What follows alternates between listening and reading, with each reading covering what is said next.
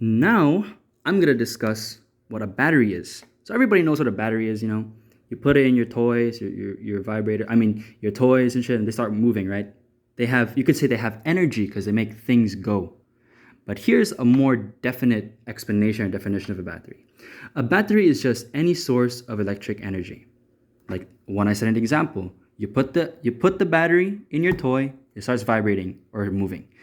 And every battery always has two varying terminals. Why varying? Because, like I mentioned a while ago, one of them is positive, the cathode, and one of them is negative, the anode.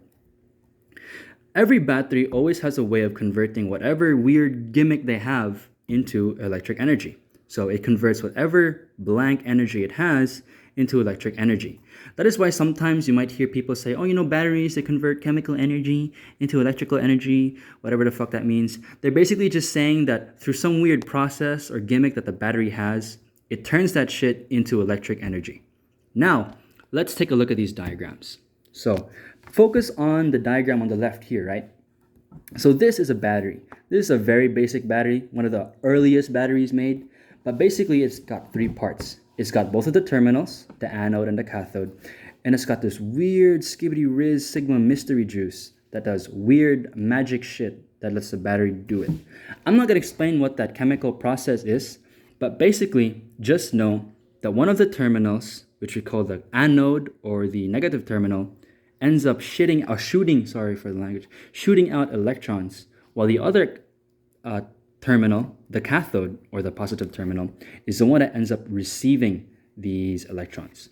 Let's take a look at the second diagram over here.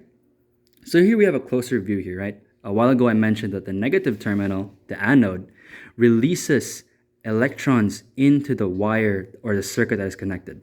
So these little squiggly lines here, that's the wire that's connected to the battery. Just like in this diagram here, right? We got the battery connected to the circuit. So again, the anode, it pisses off the electrons, it just shoots them out. But the cathode, it receives those electrons. Now, while not entirely important, I just want to describe why exactly this happens. So remember how a while ago I said that I wouldn't explain the chemical process, right, of whatever's going on here? But I just want to explain a little bit. While this may not be entirely factually sound, this is I think a pretty good way to think about it because it's going to be relevant later on. But basically, you can say that the anode gets so negatively charged and the cathode gets super positively charged. And because of how different and charged they are, they end up becoming the terminals. And what I mean by that is that, because the negative terminal or the anode is so negatively charged, it's going to repel other negative charges, right? Because remember, we know that if two charges are the same, they're going to repel. Same thing here. The super negative ass anode just hates other negative charges too, so it's obviously going to keep pushing them away. But meanwhile, the cathode, which is positively charged, different charges, they like to touch each other. They like to come closer to each other, right? So that's exactly what's happening here. All the electrons or all the negative charges are going towards the cathode because this guy is so positively charged. So again, basically, the negative terminal, or at least this is the way I like to think about it, is very negatively charged, while the positive terminal is very positively charged.